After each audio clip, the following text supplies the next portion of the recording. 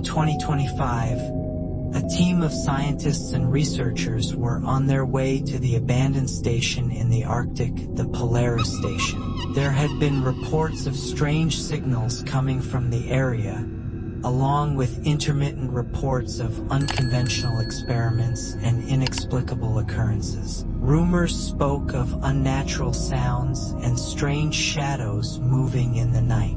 No one knew what they would find, but curiosity was stronger than fear. The team consisted of 4 people: Dr. Jonathan, an expert in microbiology; Chris, the electrical engineer; Emily, the microbiologist; and Miranda, the anthropologist. Their main objective was to investigate these strange phenomena, but none of them were prepared for what they would face. After hours of traveling in harsh conditions, the team arrived at the station, which seemed like a part of the past, distorted and abandoned. The air was thick, the sky was dark, and the ground was covered in ice. Upon entering the station, the only sound that echoed through the space was the creaking of metal doors and faint whispers that seemed to come from the walls. The place felt as though it was locked in something invisible, something trapped there for years. As they explored the station, they found disconnected devices, torn papers, and old computer screens displaying scrambled, indecipherable codes. In the abandoned control room, they discovered a strange, ancient and damaged device, which seemed to have been used for suspicious purposes. It appeared to be extremely old, like something made in the 1920s, but upon closer inspection, they realized it contained a kind of mysterious energy.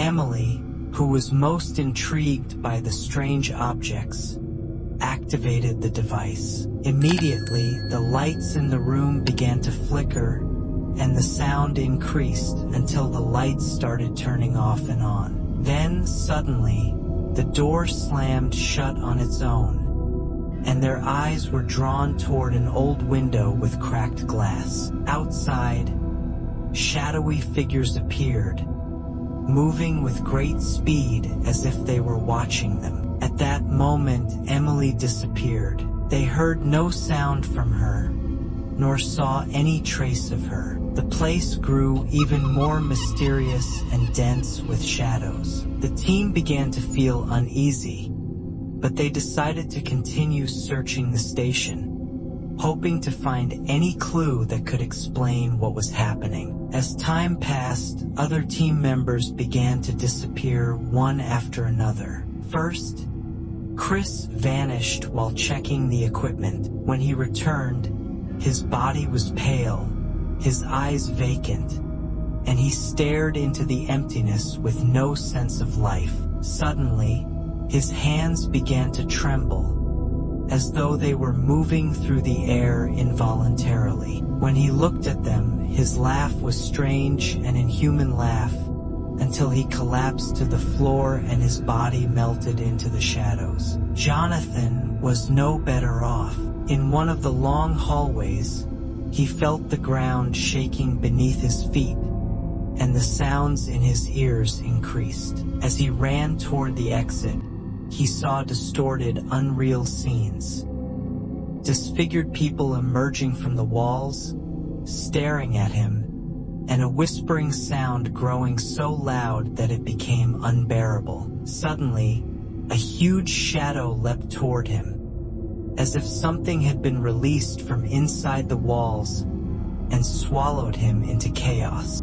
With the disappearance of Dr. Jonathan, only Miranda remained. She was alone in this dark place, which seemed as though time had stopped. She began hearing unnatural sounds, whispers from the walls, invisible footsteps following her. In every corner, there was either a disfigured person or a shadow moving quickly, and she could not escape from it. At one point, Miranda reached a room filled with old photographs of scientists and doctors from the distant past. But what terrified her most was a large picture of a man who seemed to have been part of the previous experiments. It was Daniel, who appeared in the photos, staring into the camera with eyes filled with blood, and his face disfigured in a way that was beyond imagination. In every picture,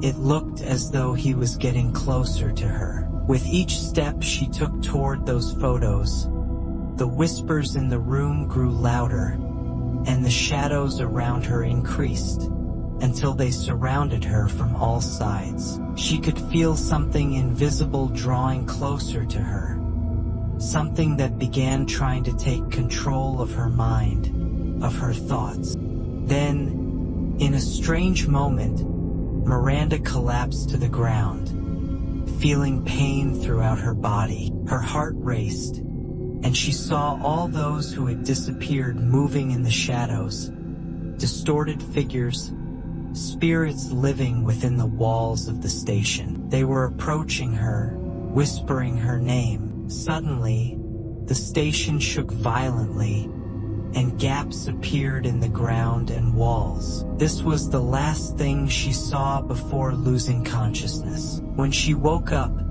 she was immersed in shadows, with the whispers of lost souls surrounding her. She felt as though she had become part of the place, part of the shadows that filled it.